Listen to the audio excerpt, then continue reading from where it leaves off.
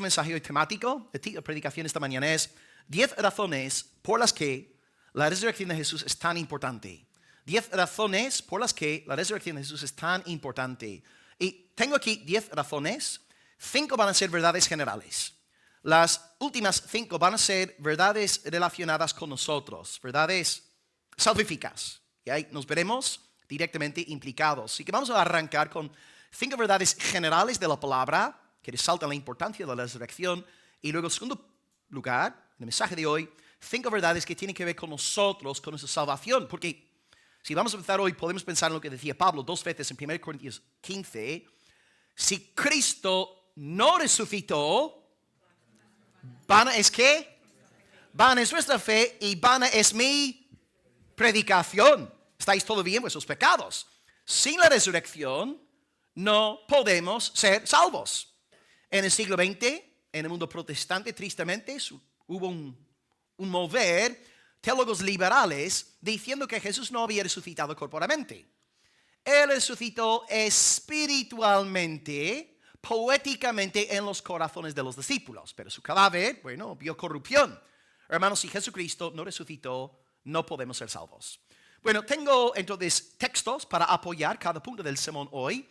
Y en realidad cada punto de esta predicación podría ser una prédica de una horita. Voy a intentar disciplinarme, no enrollarme, pero al menos subrayar lo fundamental de cada punto. Así que vamos a empezar con las 5 verdades generales que hablan sobre la importancia de la resurrección. ¿Por qué es tan importante la resurrección? Número 1, verdad general número 1. La resurrección es tan importante porque demuestra que Dios interviene en nuestro mundo. La resurrección es tan importante porque demuestra que Dios interviene en nuestro mundo. Hechos 2, versículo 24. Hechos 2, versículo 24. Pedro está predicando en el día de Pentecostés. Dice la palabra del Señor. Al cual Dios levantó, sueltos los dolores de la muerte, por cuanto era imposible que fuese retenido por ella. Quiero subrayar la primera parte. Al cual Dios levantó. Dios levantó a Jesucristo. Hace 2000 años, este mismo domingo, Dios el Padre resucitó a su amado Hijo. Es la prueba indiscutible de que Dios interviene en nuestro mundo. Tú y yo no somos deístas.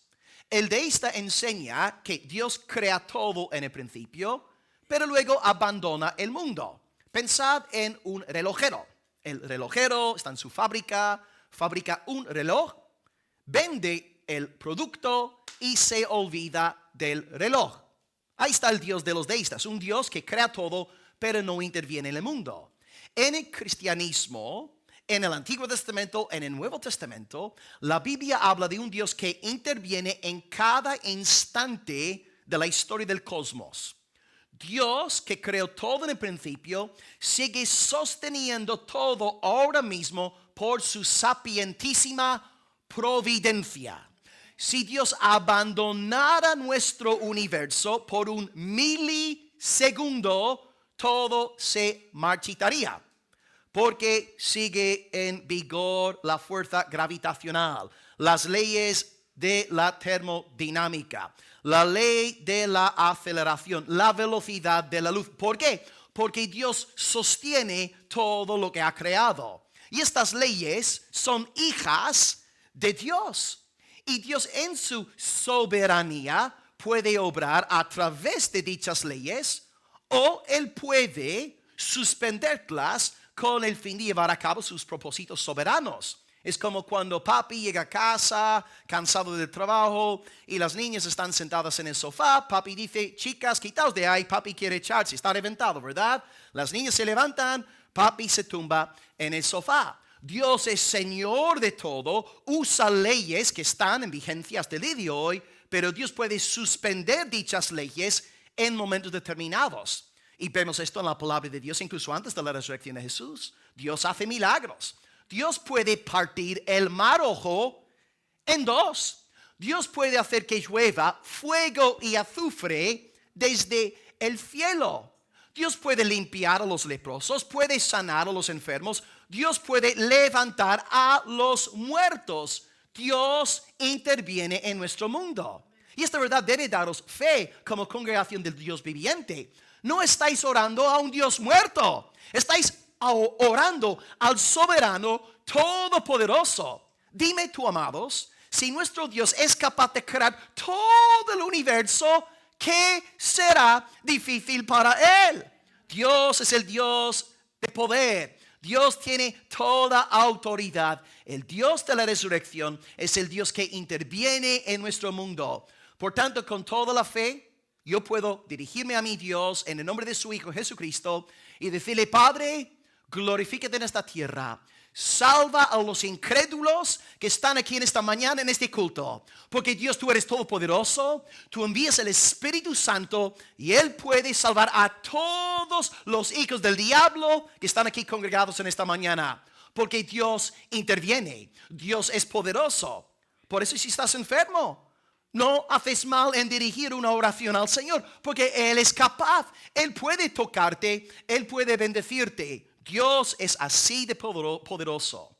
La resurrección es importante porque nos recuerda que Dios es un Dios vivo. Es un Dios que interviene en el mundo haciendo proezas. Dios levantó a Jesús de la muerte. Dios se mueve en el mundo del espacio y del tiempo. A Él la gloria. Aleluya. Amén. Verdad general número 2. La resurrección es tan importante porque demuestra que Jesús es quien decía ser. Repito, demuestra que Jesús es quien decía ser. Romanos 1, versículo 4. La resurrección demuestra que Jesucristo es quien decía ser. Romanos 1, 4 dice: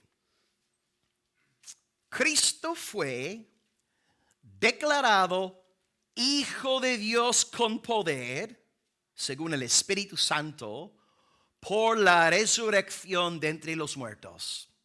Según este versículo, ¿cómo sabemos tú y yo que Cristo en realidad era el Hijo eterno, inmutable, perfectísimo del Padre? ¿Cómo lo sabemos? Según la resurrección. Porque ¿cuántas personas conoces tú? ¿A cuántas personas has conocido que te habrán dicho: yo voy a morir y al tercer día resucitaré? No hay nadie en toda la historia de la humanidad que haya podido decir esto. Hermanos, yo sé que, me tocará morir en algún momento. Sé que voy a morir y sí puedo deciros que voy a resucitar. Porque tengo la promesa de la palabra de que en la venida de Jesús todos resucitaremos. Pero lo que yo no puedo deciros es: yo voy a morir ahora a finales de abril. Pero no pasa nada, voy a resucitar el día 2 de mayo. Yo no puedo hacer semejante profecía. Pero Jesucristo, antes de morir en la cruz, en varias ocasiones en los sinópticos decía: el Hijo del Hombre será rechazado por los principales sacerdotes, por los escribas, será entregado a los gentiles, lo crucificarán, mas al tercer día resucitará. Hermanos, Jesucristo no resucita a la aventura, no fue por potra, no fue al azar. Él había profetizado en varias, numerosas ocasiones acerca de su propia resurrección. Él decía: yo soy el Hijo de Dios, yo soy uno con el Padre, yo soy el Hijo del Hombre. Y este título se refiere a Daniel 7, el Hijo del Hombre que está a la diestra del Anciano de Días, que recibe un reino eterno y global. Yo soy el Hijo de Dios, yo voy a resucitar. Por tanto, cuando Jesús sale de la tumba el domingo ese, hace 2000 años, según Pablo, es la demostración pública de que Él es quien decía ser. Hermanos, aquí estamos en Almería. Hay muchos musulmanes. Tienen aquí, de hecho, una mezquita, unas pocas calles de aquí. Amados, Mahoma murió y su cadáver vio corrupción. Mahoma no salió vivo de la tumba porque Mahoma no es el Hijo del Todopoderoso Dios. Pero Jesucristo sí resucitó porque Él es mayor que Mahoma. Él es el Verbo eterno, Dios el Hijo, que desde la eternidad moró en perfecta comunión con Dios el Padre y Dios el Espíritu Santo. Yo sé que Jesucristo es el Hijo eterno de Dios porque salió vivo, triunfando en el domingo de la resurrección. Si hubiese visto corrupción, ¿cómo podría tener fe en Él? ¿Cómo podría yo creer en Él? Pero todos los discípulos sabían que su maestro había resucitado, porque estuvieron dispuestos a derramar su mismísima sangre por amor al Salvador. ¿Tú piensas que los primeros discípulos iban a dar sus vidas por una mentira? ¿Por un cuento que habían inventado porque querían tener cierta influencia en Judea? De ninguna manera, ni en broma, hermanos. Ellos sabían que Jesucristo había resucitado. Y por eso Pablo estuvo dispuesto a ser ejecutado, ¿verdad? Lo decapitaron en los días de Nerón. Según Eusebio, el historiador de la iglesia, Pedro fue crucificado boca abajo. De hecho, todos los apóstoles fueron martirizados, menos el apóstol Juan, que también sabemos que fue exiliado a la isla de Patmos, donde escribió el libro de Génesis. Pega a tu marido. Juan no escribió Génesis, herejía. Quitad este perverso de entre vosotros. 1 Corintios 5. Juan escribió en la isla de Patmos el libro de... Menos mal. Es colombiano, Es colombiano. Madre mía. Cristo sale de la tumba demostrando públicamente que Él es el Hijo eterno de Dios. Si hubiese permanecido ahí dentro, no tendríamos dicha fe. Pero ya que resucitó, sabemos que Él es el Señor de todo. Así que número 1, la resurrección demuestra que que Dios interviene en el mundo.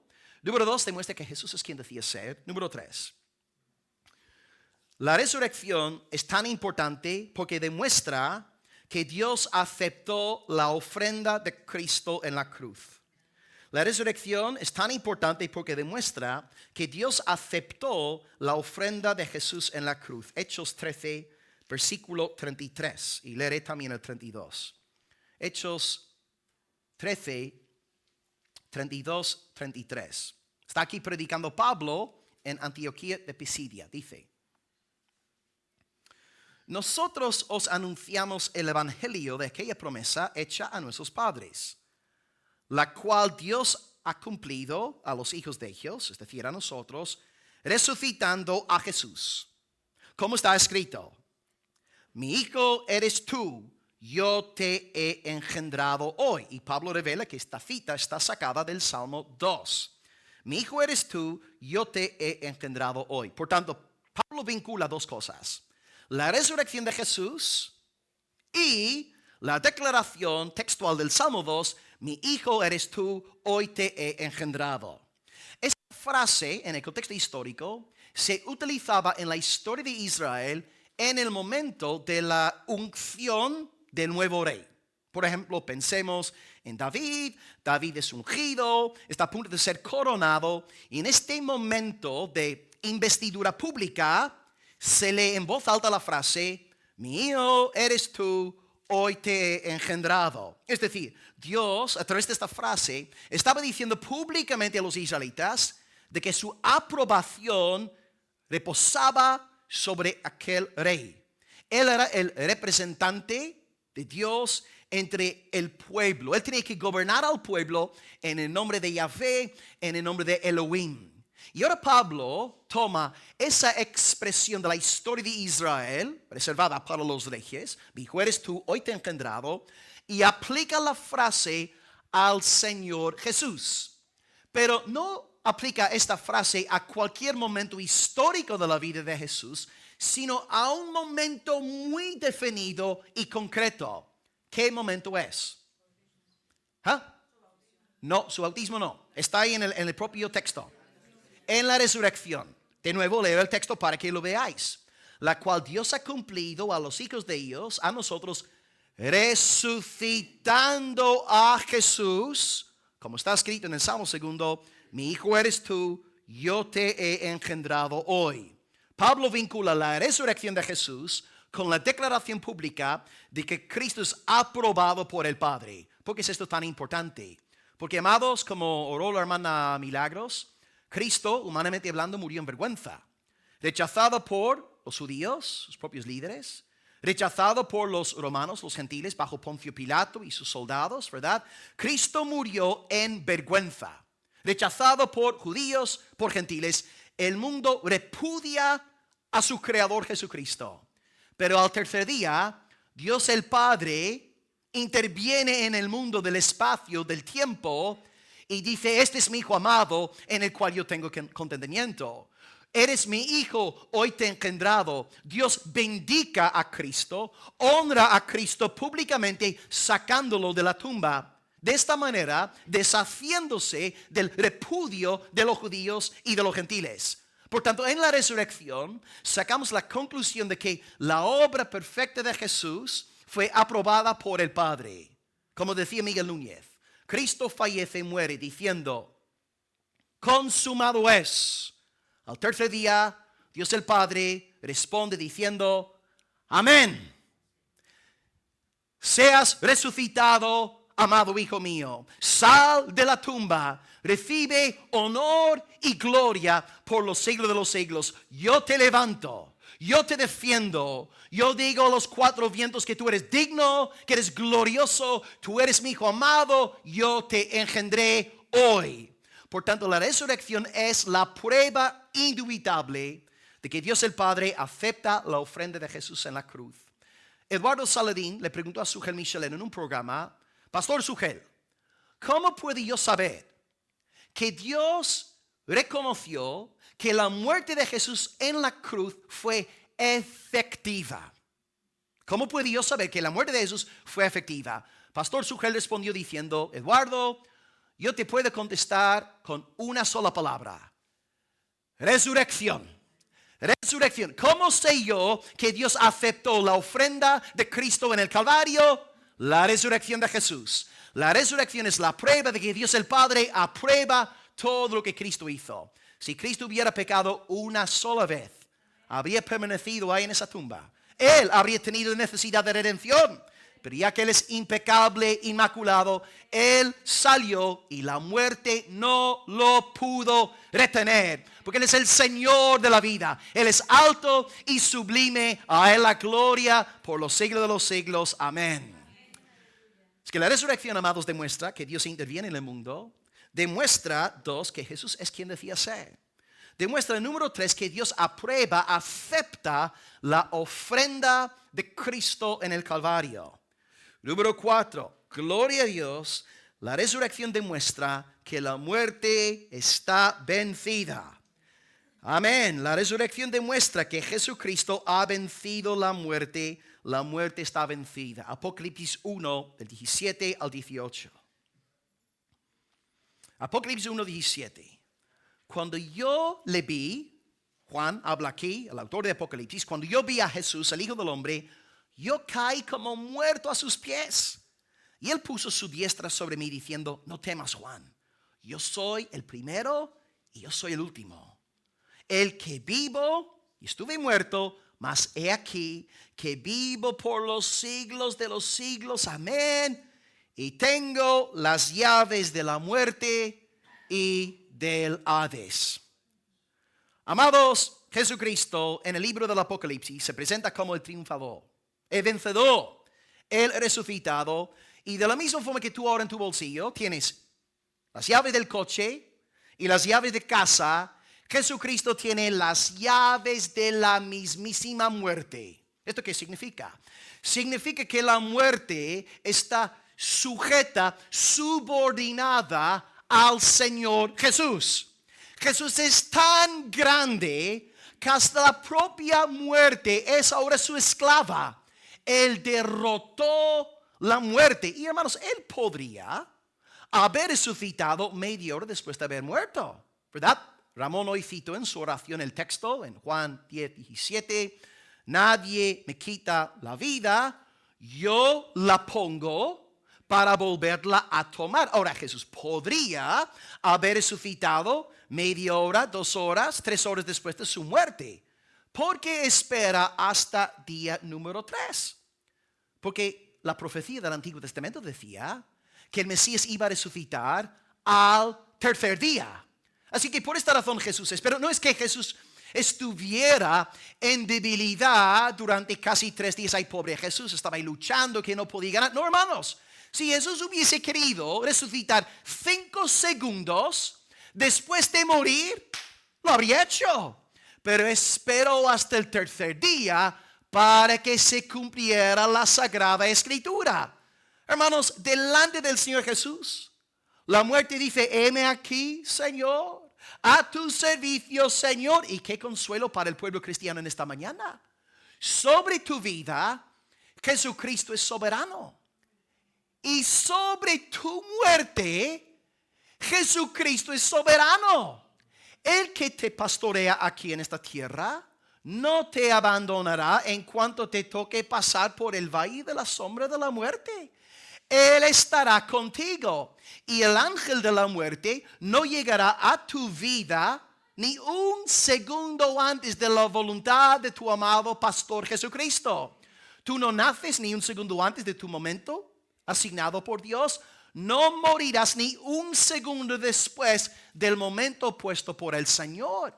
Y después de tu morir, entrarás en la gloria de Dios. Verás a tu Salvador cara a cara, sus ojos de fuego, sus pies como bronce bruñido. Él es todo hermoso. Así que en esta tierra ya contamos con la bendición de vivir para Cristo. Qué dulce es. Qué deleitoso es ser cristiano. Disfrutar de la bondad de Dios cada día de nuestra existencia.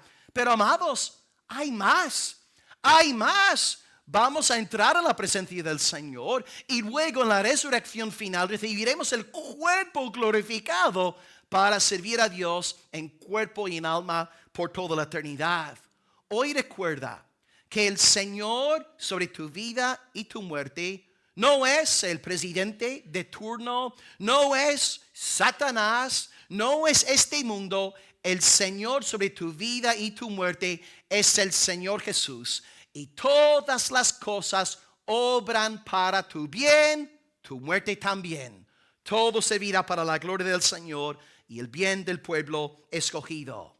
Y en el día final, cuando Cristo venga por segunda vez, se cumplirá aquella profecía que dice, sorbida es la muerte en victoria. Así que mientras tanto, hasta que Cristo no venga por segunda vez, vamos a seguir enterrando a los miembros de esta congregación. Yo tengo muchas ganas del funeral del hermano Juan Frank, ¿verdad? Yo unas ganas de meter, Carmen también tiene ganas, ¿no? Wow. Y va a ser triste. Y no, yo voy a llorar. En cuanto Juan Frank se vaya, yo voy a llorar una semana, ¿no? Pero, sí, solo una semana. Pero, gloria a Dios, un día no habrá más sepultura. No habrá más tumba, no habrá más muerte, porque las primeras cosas pasaron, dice la palabra de Dios. Querido hermano, descansa hoy. Tu vida está en las mejores manos. Tu muerte está en las mejores manos. Y con razón, cuando lanzaban los cristianos a los leones ahí en Roma en el primer siglo, iban cantando himnos. Iban felices, iban gozándose, porque estaban a punto de encontrarse con el Rey de la Gloria. Lo que pasa es que tú y yo nos hemos vuelto muy materialistas, muy mundanos, muy mundo, tele, móvil, internet, y no meditamos en lo venidero. Si estuviéramos con la mente puesta en las cosas de arriba, nos haría ilusión el hecho de estar con Cristo. Como bien dice Pablo, partir y estar con Cristo, lo cual es muchísimo mejor. Palabra del Señor, aleluya. Así que la resurrección es importante porque demuestra que la muerte está vencida.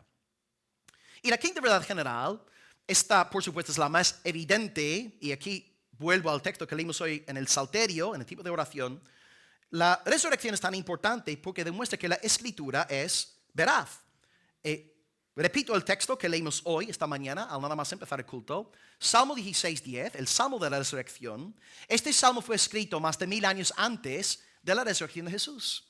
Y dice la palabra de Dios, Salmo 16:10, no dejarás mi alma en el Seol, en la muerte, ni permitirás que tu santo vea corrupción.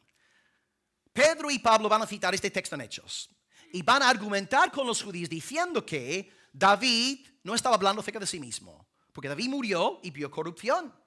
Entonces, ¿de quién estaba hablando David en este salmo?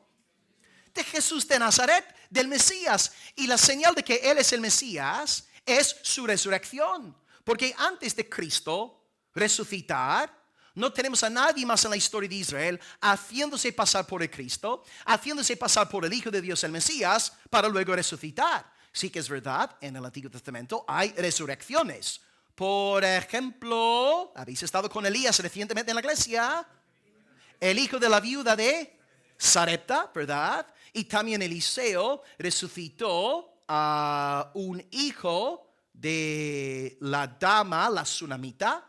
También, de hecho, Eliseo, cuando él estaba ya en la tumba, echaron un cadáver en su tumba y al entrar el cadáver en contacto con los huesos de Elías, ese cadáver resucitó. Wow, o sea, tenemos resurrecciones también antes de la resurrección de Jesús. Bueno, el propio Jesús resucitó a la hija de Jairo, resucitó a Lázaro, resucitó al hijo de la viuda de Naín, pero en estos casos no vemos pretensiones mesiánicas. No iban por ahí, Lázaro no iba por ahí diciendo, yo soy el Mesías, yo soy el Hijo de Dios, hacedme caso, yo pongo mi vida para volver a tomar. No, pero Jesús sí. Jesús es el Mesías, es el cumplimiento del Salmo 16:10. Y esto es lo que me gusta de la Biblia, porque la Biblia, las profecías son muy precisas. No es como cuando se te acerca un vidente de esos, ¿no? Que a veces ves en la tele o te envía propaganda por casa y te dan profecías muy ambiguas que siempre se van a cumplir. Incluso en las iglesias no hay mucha magia en los púlpitos hoy carismáticos, ¿no? El pastor de turno te dice, o el apóstol de turno te dice, hoy el Señor ahora te está diciendo, tienes en tu familia a una mujer llamada María. María tiene gran tristeza en su corazón por una relación que no va del todo bien. El 100% de vosotros ahora se siente identificado. ¿Quién aquí no tiene una María en su familia?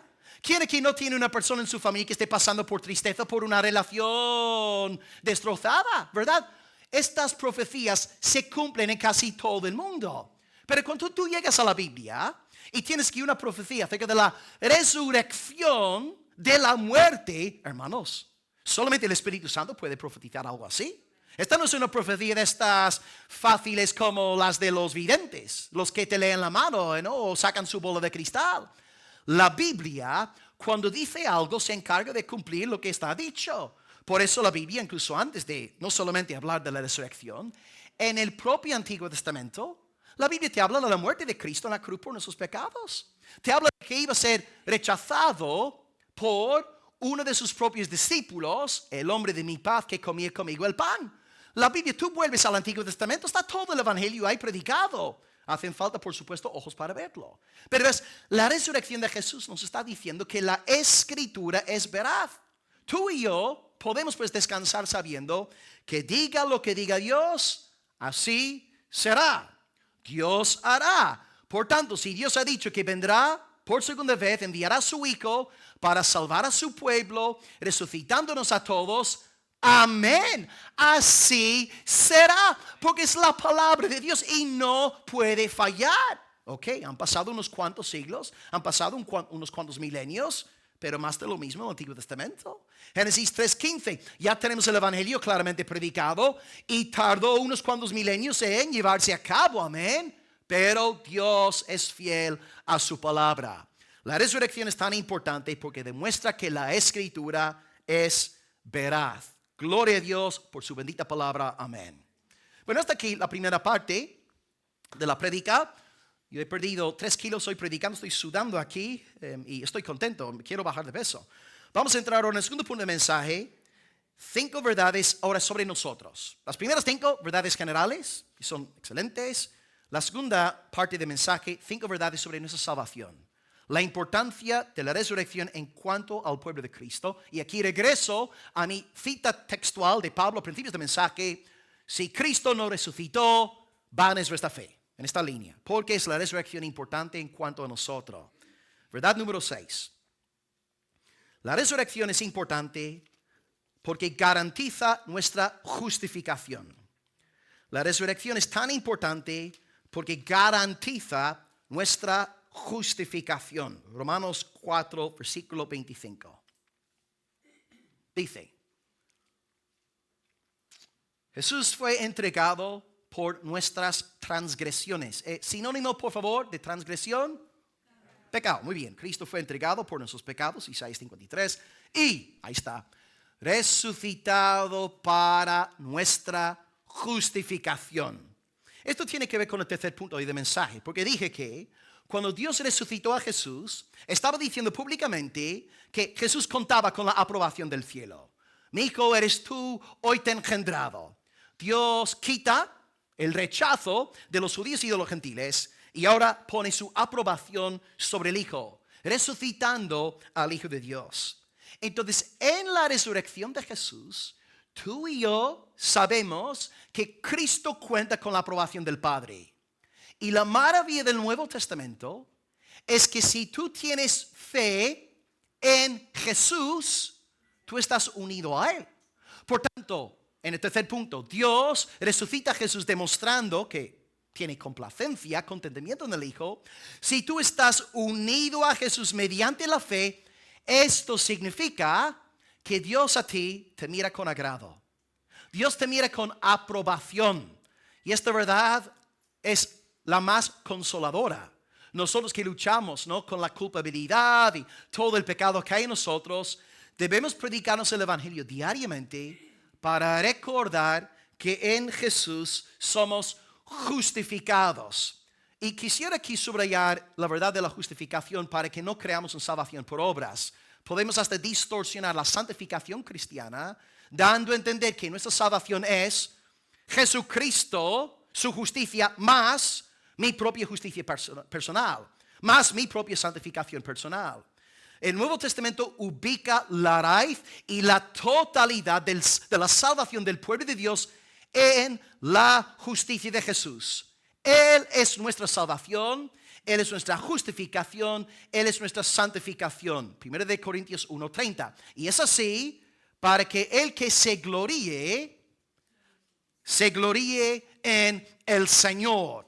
Por tanto, somos salvos únicamente por la imputación de la justicia de Jesucristo a nuestra cuenta. Y esto al 100%, porque vamos a pensar en algo, hermanos. Si yo os predicara un falso evangelio en esta mañana diciendo que nuestra salvación final, nuestra justificación depende 99% de la justicia de Jesucristo y 1% de nuestra justicia personal, de nuestra santificación personal, ¿cuántos miembros de nuestra iglesia entrarían en el reino de los cielos? 0, porque todos somos tan malos y tan corruptos como Juan, Frank y Doris, ¿verdad, hermanos? Tenemos el corazón perverso, lleno de maldad. Hermanos, a mí no me vale una salvación que sea 99% Cristo. Yo me conozco. Yo necesito una salvación que sea 100% de mi Señor Jesucristo. Y si no me predicas un evangelio de solus Christus, no me consuelas. No me das esperanza. Porque yo estoy el resto de mi vida sufriendo porque sé que no doy la talla. No puedo salvarme a mí mismo. Y ahí viven los católicos romanos, siempre intentando a través del sacramentalismo romano, sus buenas obras, sus misas, sus oraciones, sus peregrinaciones, sus ayunos, intentando las procesiones, intentando ganar puntos con Dios. Y viven en esclavitud. Amados, la Biblia dice que nuestra justificación está garantizada en la resurrección de Jesús. Él es nuestro Salvador. Ahora, lo que no debemos hacer es convertir este evangelio en un mensaje de salvación por obras, diciendo que es Cristo y mi propia obediencia. Pero sí debemos decir que si hemos nacido de nuevo por el poder de Cristo, somos nuevas criaturas. Y queremos hacer lo bueno, y queremos orar, y queremos predicar, y queremos congregarnos, y queremos amar a los hermanos, porque somos nuevas criaturas. Pero no hacemos esto para ser hijos de Dios, sino porque ya somos hijos de Dios. Que Dios nos guarde de buscar nuestra salvación en nuestras obras, en nuestra santificación, en nuestra propia justicia. La resurrección nos dice que hay un camino de salvación, se llama Jesucristo. Su muerte, sepultura, resurrección, ahí está nuestra salvación eterna. El evangelio que yo os predico en esta mañana es solus Christus. Solamente Cristo. Hay un mediador, hay una justicia salvadora, es aquella del bendito Cordero de Dios, y su nombre es Jesús de Nazaret, Hijo de Dios, Hijo de hombre. Aleluya, amén. Y con esta verdad en mente, ahora sí podemos entrar en el séptimo punto, para no distorsionar la enseñanza bíblica sobre la santificación. Número 7, la resurrección es importante porque nos impulsa a vivir en santidad. Y ahora entendéis que esta vida de santidad ya no es justificadora, sino el fruto de la justificación, como Alfonso que acaba de dar un vaso de agua a su amada esposa, ¿verdad? Porque es un hijo de Dios y ama a su esposa, como dice Efesios capítulo 5. Gracias, Alfonso. Yo también quiero un vasito de agua, ¿verdad, hermano? No, yo tengo mi té. No, tengo mi té, estoy bromeando. Te estaba probando. Romanos 6, versículo 3 y 4. La resurrección nos da poder para vivir de una forma distinta. ¿No sabéis que todos los que hemos sido bautizados en Cristo hemos sido bautizados en su muerte? Y ahora, el versículo 4 es el importante aquí. Somos sepultados juntamente con Él para muerte por el bautismo, a partir de ahora, a fin de que, como Cristo resucitó de los muertos por la gloria del Padre este domingo hace 2000 años, así también nosotros andemos en vida nueva. La salvación es Cristo. Pero si tú eres de Cristo, el mismo Espíritu que sacó a Jesús de la tumba, ahora habita en ti. Y esto quiere decir que tú no eres lo que antes eras. Antes mi vida, antes de yo conocer al Señor, ¿qué era mi vida? Fiestas, bebidas, fornicación. Fiestas, bebidas, fornicación. Ahora, más de 22 años más tarde, yo puedo deciros que detesto estas cosas. Yo ahora aborrezco lo que antes amaba y ahora amo lo que antes aborrecía. Por ejemplo, antes de yo convertirme al Señor, ir a la iglesia, por favor. La iglesia es para abuelitas, con tiempo libre, ¿no? Que no tiene nada más que hacer. Yo soy joven, yo tengo que salir a jugar al fútbol, ligar, etc. No, la iglesia es para mujeres mayores. Oración, no gracias. Tengo mejores cosas que hacer con mi tiempo libre, etc. No tenía ni el más mínimo anhelo de vivir en santidad conforme a la palabra de Dios. Luego el Señor envió su Espíritu Santo en mi corazón. Estaba orando 24 horas al día, hermanos. Iba a la universidad en mi bici, que por cierto, providencialmente luego fue robada, ¿no? Pero iba en la universidad de mi bici y yo estaba orando espontáneamente a Dios.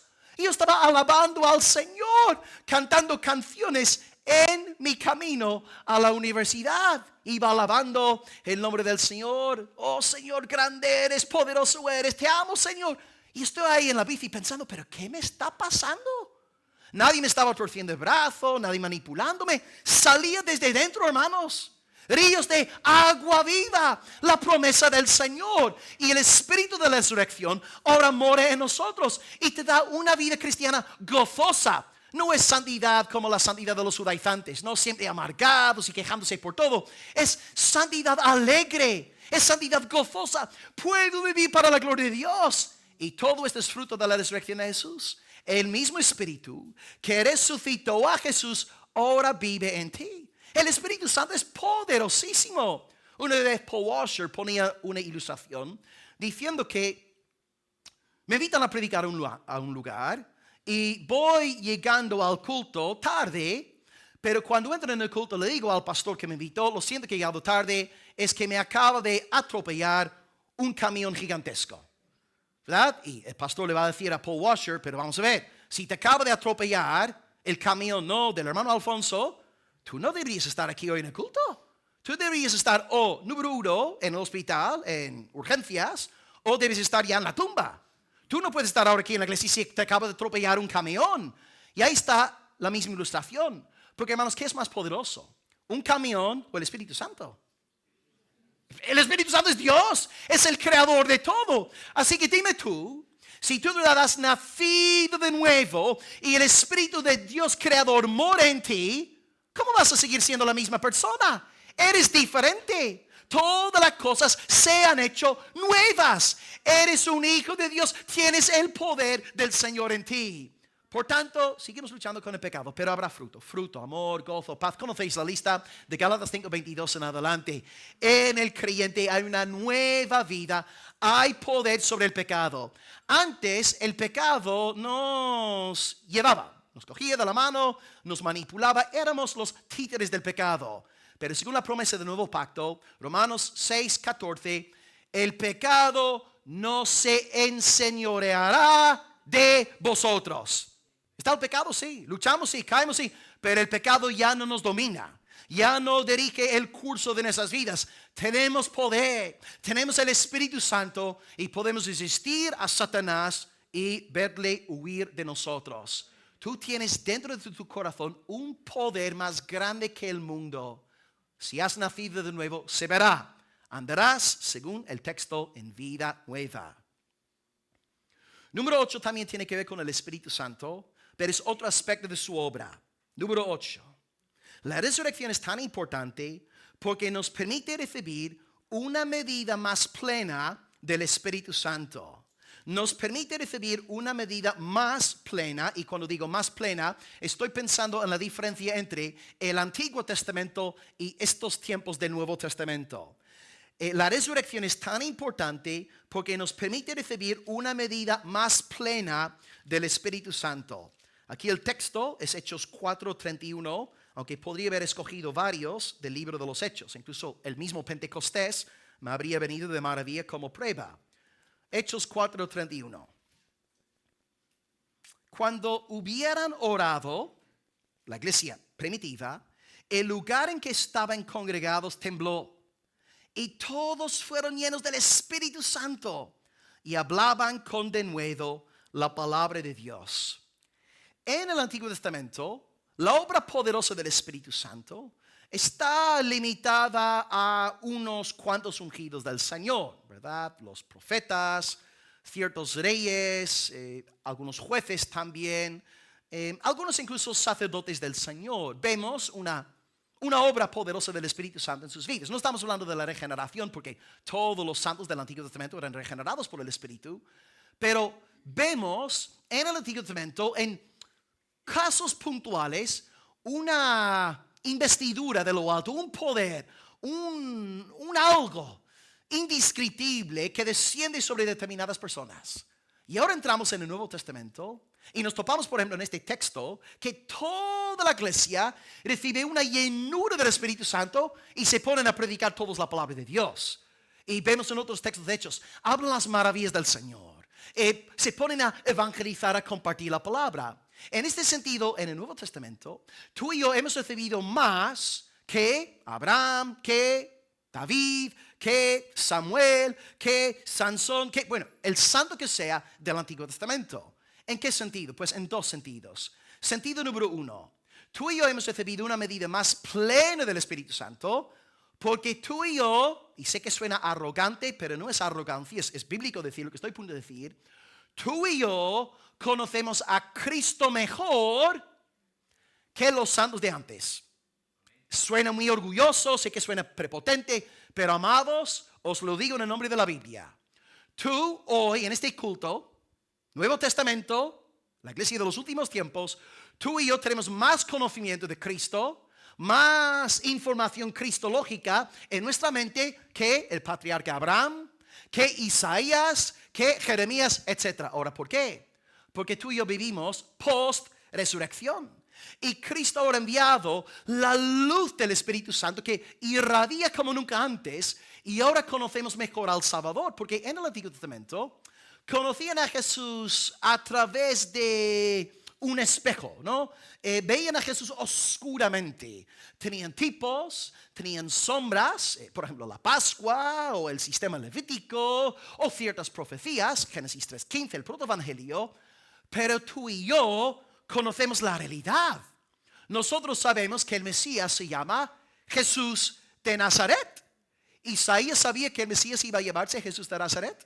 ¿Qué va? Sabía que iba a morir por los pecadores de la cruz, que iba a resucitar, esto lo sabía, pero tú y yo tenemos mucho más conocimiento de Cristo y es fruto de la obra del Espíritu. Es una plenitud mayor de Él en nuestras vidas. De hecho, una prueba de esta verdad es que tú y yo tenemos 27 libros en nuestro canon que no se encuentran en el canon Antiguo Testamentario. Y estos 27 libros son el Nuevo Testamento. Es la prueba de que el Espíritu ha dado más luz a la iglesia. ¿Y acaso no es el cumplimiento de lo que nuestro Salvador dijo en Juan?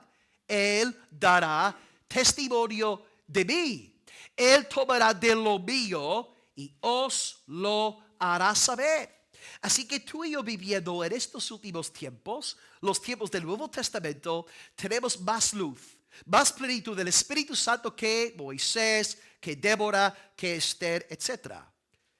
Y sentido número 2. También recibimos una medida más plena del Espíritu Santo, porque ahora todos somos evangelistas. Todos somos predicadores.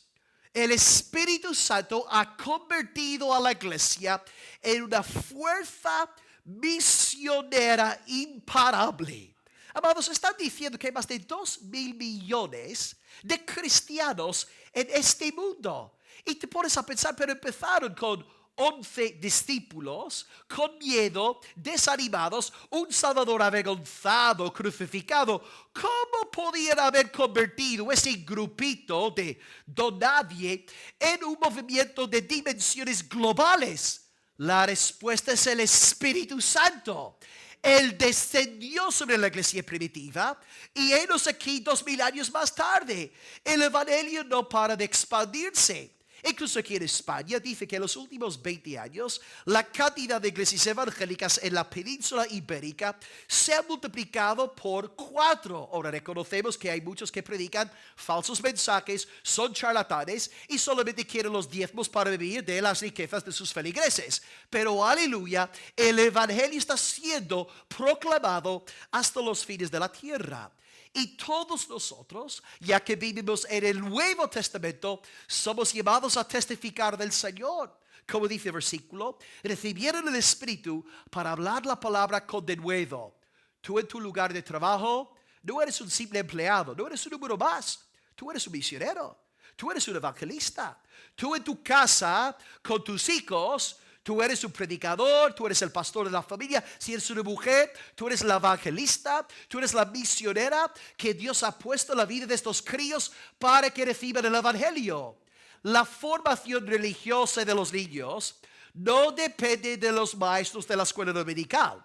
No depende del pastor de la iglesia local. Depende de papá y depende de mamá. Y por tanto, entre semana padres, se espera que vosotros estéis cumpliendo con vuestro deber cristiano. Leyendo la palabra con vuestros hijos, orando con ellos, cantando con ellos, llamándolos a entregar sus vidas al Señor. Tú eres un misionero, eres un evangelista. Dios te llama a predicar el evangelio. Es que tú recibes el Espíritu para anunciar a Cristo, predicar a Cristo. Contrastad nuestra actitud ahora, una actitud de fuerte evangelización con el Antiguo Testamento. Porque yo leo el Antiguo Testamento, yo no veo a Abraham yendo a las naciones para predicar ese evangelio, para salvar a las personas perdidas. No lo veo. Veo tal vez en Jonás algo de esa actitud, pero el propio Jonás ni siquiera quería predicar. O sea, Dios le dice, súbete, vete para Nínive, quiero que prediques ahí, en 40 días esta ciudad será destruida. ¿Y qué hace el misionero?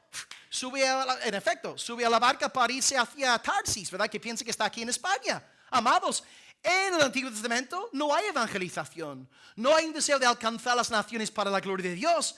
Pero en Pentecostés, a partir de la resurrección de Jesús, llega una avalancha del Espíritu de Dios. Y nos resulta imposible no predicar el evangelio. Y si llevamos una semana sin estar en contacto con nadie, nos predicamos a nosotros mismos mirándonos al espejo. Ahí está Ramón predica hasta las paredes, hermanos. Dios nos da del Espíritu y predicamos. Y ves, no es algo forzado. Nadie nos está ahí manipulando, haciéndonos sentir culpables. Es la expresión de la nueva vida que hemos recibido en el Señor. O la tienes o no la tienes. Y si la tienes, sabes que está. Espero que no esté hablando hoy en un idioma desconocido. ¿Me entendéis, verdad? Estáis conmigo. Este sentir está en vosotros porque el Espíritu de la resurrección vive en vosotros y por medio del pueblo de Dios el Señor está predicando el evangelio hasta lo último de la tierra. Es que hemos recibido una medida más plena del Espíritu. Nos quedan 2 más y son relativamente breves. Número 9. La resurrección garantiza nuestra resurrección. La resurrección de Cristo es tan importante porque garantiza nuestra resurrección. 1 Corintios 15, versículo 20. La resurrección de Cristo garantiza nuestra resurrección. Dice 1 Corintios 15, 20. Ahora Cristo ha resucitado de los muertos. Amén. Pero no para ahí. Primicias de los que durmieron es hecho. Jesús resucita. Y Pablo dice que el Cristo resucitado es las primicias. Queridos hermanos de Almería, ¿qué es primicias? Exactamente, los primeros frutos de la cosecha. La prueba de que viene más. Por tanto, Pablo aplica esta metáfora a la resurrección corporal de Jesús diciendo, si Jesucristo salió de la tumba al tercer día, venciendo la muerte, es la señal de que tú también resucitarás en gloria en el día del Señor Jesucristo. Si Jesús no hubiese salido de la tumba, ¿cómo tendríamos dicha esperanza? Pero tú y yo podemos ahora vivir en seguridad sabiendo que seremos resucitados. ¿Cuándo seremos resucitados? En el día final. Si tú falleces antes de la segunda venida, digamos, a finales ahora de abril, como dije en el sermón, si me toca morir a finales de abril, sin que Cristo haya venido por segunda vez, yo iré al cielo en mi espíritu. ¿Okay? Mi alma estará en la presencia del Señor, en monte Sión, como dice Hebreos 12, con los espíritus de los justos hechos perfectos. Yo estaré ahí en mi espíritu hasta la segunda venida. Y en la segunda venida, según varias profecías, los muertos en Cristo resucitarán, recibirán cuerpos glorificados. Y estos cuerpos estarán completamente subordinados al poder del Espíritu Santo. Será un cuerpo incorruptible, inmarcesible. Querida Raquel, no vas a tener más dolores de espalda. Gloria a Dios. Ningún hermano aquí se va a enfermar más. Hay un oficio que no hará falta en la Nueva Jerusalén, el oficio de médico. No habrá más médicos ni más enfermeras. Hasta luego, adiós. No habrá más farmacias, más pastillas, más siropes estos asquerosos. No. Tendremos cuerpos glorificados en un mundo rejuvenecido sin los efectos de la caída. Y hermanos, yo sé que he dicho esto muchísimas veces desde este púlpito, pero yo vivo aquí en Almería, ¿verdad? Los viernes casi siempre salgo a correr 4 veces a la semana y el viernes es el día que más corro, ¿no? El otro viernes, ¿no? Intento, ¿no? Hasta donde mi cuerpo me permita. Y siempre regreso de Roquetas. Regreso de Roquetas para Agua Dulce. Vengo por la costa. Miro a la derecha. Ahí está Jessica y Franz ahora mismo. Pero en mi mente estoy viendo, ¿no? El mar, el océano. Ahí está la playa, las rocas. Algunos pescando, algunos corriendo por ahí. Estoy en un camino con plantas, todo verde, hermoso. Ahí están los patitos en el lago este pequeñito que hay. Miro a la izquierda, veo las cuestas, los montes, oh hermanos. Y estoy con ganas de parar ahí y decir, oh, momento presente. Detente, eres tan hermoso, eres tan bello, ¿no? Estás ya en la gloria. Y amados, estoy viendo un mundo que está bajo el poder del pecado. Estoy viendo un universo que está bajo la maldición de Génesis capítulo 3. ¿Tú te imaginas cómo va a ser este mundo si ya es tan hermoso? ¿Cómo será este mundo cuando Cristo quite toda mancha de pecado? Cuando quite toda maldición. Hermanos, vienen cosas muy grandes. Gloria al Señor por la esperanza del pueblo de Dios. Ya que Jesús resucitó, tú y yo resucitaremos y en aquel día final el cielo y la tierra serán uno, la morada de Dios con los hombres, ellos serán su pueblo, Él será su Dios y ahí estaremos en un planeta renovado, rejuvenecido para alabar y glorificar a nuestro Dios. Con razón la iglesia dice, Maranata, ven pronto, Señor Jesús. El Espíritu y la novia dicen, ven. He aquí, vengo en breve, y mi galardón conmigo, palabra del Señor.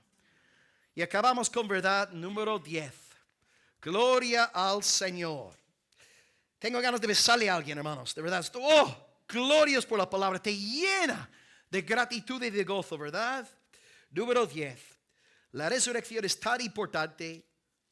Número 10, porque nos llena de esperanza. Mi último versículo es, bueno, pensando en Andrés, ¿no?, que está ahora exponiendo 1 de Pedro en sus devocionales. 1 de Pedro 1, versículo 3. 1 de Pedro 1, versículo 3, dice: la resurrección es tan importante porque nos llena de esperanza. Bendito el Dios y Padre de nuestro Señor Jesucristo, que según su grande misericordia nos hizo renacer para una esperanza viva por la resurrección de Jesucristo de los muertos. Pedro conecta la resurrección de Jesús con nuestra esperanza. No una esperanza del año nuevo. Ay, espero que las cosas vayan bien este año. Espero que la economía española se recupere. Espero que haya más empleo. Espero que encontremos una casa más barata. No, es una esperanza, no nebulosa. Es una esperanza viva, porque es una esperanza sólida, fundamentada en una realidad histórica, la resurrección de Jesús. Y ya que Jesús resucitó, tenemos esperanza. ¿Por qué? Porque, amados, todos vamos a morir. Os dije en la primera predicación de 2026, os dije, hermanos, todos vais enfermados en 2026 y todos tarde o temprano vais a morir. Todos aquí, los más jóvenes, los más robustos, los más fuertes, los más inteligentes, todos vais a morir. Pero podéis vivir en esperanza. ¿Por qué? Yo sé desde mi adolescencia, y lo tengo muy asimilado, que voy a morir. Esto no es para mí ninguna sorpresa. Pero no es que me preocupe la muerte en sí. Lo que a mí siempre me ha inquietado ha sido mi culpabilidad. Mi culpa, porque sé, lo tengo asimilado, voy a morir. Pero mi preocupación siempre ha sido, si yo salgo de este mundo, si parto de este mundo porque me tocará morir, ¿qué va a ser de mí? Porque yo sé que soy culpable, yo sé que soy malo, yo sé que he hecho cosas terribles, ¿no? ¿Qué va a ser de mí? Mi culpabilidad me lleva a vivir en este mundo de una forma de esclavo, como uno repleto de miedo, de pavor y de temor. Amados, la resurrección de Jesús me permite ahora vivir en esperanza y no en miedo, porque la resurrección de Jesús, ya que estoy unido a Él, yo sé que toda mi culpa fue quitada en el Señor Jesucristo. Y no puedo ser yo más condenado. Yo estoy muerto a la ley a fin de vivir para Dios. Por tanto, ¿quién acusará a los escogidos de Dios? Dios es el que justifica. ¿Quién nos condenará? Cristo es el que murió, el que resucitó, el que más está a la diestra del Padre e intercede por nosotros. Si tú eres cristiano, puedes vivir libre de miedo. Ahora, ¿verdad? No queremos sufrir y sabemos que la muerte muchas veces conlleva dolor, pero lo que más le preocupa al ser humano de nuestra generación, no es la culpa. Los psicólogos de nuestros días generan miles de millones de dólares a nivel mundial tratando asuntos relacionados con la culpabilidad. No toda la ansiedad, todo el temor. El ser humano no sabe qué hacer con su culpabilidad. Se siente culpable. ¿Y sabéis por qué? Porque lo es. Porque ha violado el pacto de su creador. Porque es un rebelde. Y es bueno que el hombre se sienta culpable. Pero como no se acerca a Cristo, pidiendo que el Padre limpie sus pecados en Jesús, va en ayuda profesional intentando resolver una cuestión interna que solamente puede ser solucionada por el Creador y el Redentor. Es que, amados, tú puedes vivir en esperanza. No tienes que invertir miles de euros buscando ayuda para sentirte libre de culpa. Lo que tú tienes que hacer es arrodillarte ante el Calvario diciendo: Dios, ten piedad de mi pecador. Límpiame en el río que fluye del Calvario. Lávame en el río carmesí. Y hoy hay poder en la sangre de Jesucristo para limpiar a todos los pecadores en este culto. Es más, esta sangre es tan poderosa que si Dios quisiese ahora mismo 8.000.000.000 de personas en el mundo, Él podría salvar a todos los habitantes de la tierra ahora mismo por el poder del Espíritu Santo. En Jesucristo hay perdón. Algunos me han dicho, pero pastor, Dios no podría perdonar mis pecados. Yo he hecho cosas que no he contado ni siquiera a mi propia esposa. Pues te digo que te equivocas. No hay nada más poderoso que la sangre del Señor Jesucristo. Sí, tu pecado es grande, muy grande, pero tú eres un ser finito. Jesucristo es infinito y su valor es infinitamente superior a 100 millones de mundos de pecado. Arrepiéntete de tu pecado, pídele perdón al Señor y ruega a Dios Padre en esta mañana que Jesucristo te salve por su bendita sangre. Y si hoy clamas a Dios encomendando tu vida a Él, podrás vivir en esperanza viva. ¿Qué no tiene la gente hoy en Almería? La gente no tiene esperanza viva. Todos por ahí desanimados, maldiciéndose unos a otros, todos amargados, deprimidos, criticando a los políticos, todo lo que está pasando, porque no hay contentamiento, no hay gozo, no hay esperanza. Tú y yo debemos ser un pueblo distinto. Tenemos la luz del Señor, tenemos el gozo del Espíritu Santo, tenemos la promesa de que Cristo está con nosotros en vida y en muerte. Amados, hoy alabemos a nuestro Dios por la gloriosa resurrección. ¿Podría yo haber añadido más elementos a mi lista? Sí. Yo podría haber tirado 2-3 horas más predicando en esta mañana, pero creo que la lista sirve para que al menos tengamos claro lo que la palabra nos enseña sobre este tema. Vamos a orar a Dios y antes repito la lista de 10 cosas que hemos estudiado en esta mañana. La resurrección es tan importante porque demuestra que Dios interviene en el mundo, porque demuestra que Cristo es quien decía ser, porque demuestra que el Padre aceptó la ofrenda de Jesús en la cruz, porque demuestra que la muerte está vencida y demuestra que la Escritura es veraz. Y en segundo lugar, en cuanto a nosotros y nuestra salvación, la resurrección es importante porque garantiza nuestra justificación, nos impulsa a vivir en santidad, nos permite recibir una medida más plena del Espíritu Santo, garantiza nuestra resurrección corporal y número 10, nos llena de esperanza viva. A Dios, al Dios de la resurrección, sea la gloria por su palabra que nos infunde aliento y fuerzas y bendición. Y el pueblo del Cristo resucitado dice, oremos al Dios de la resurrección.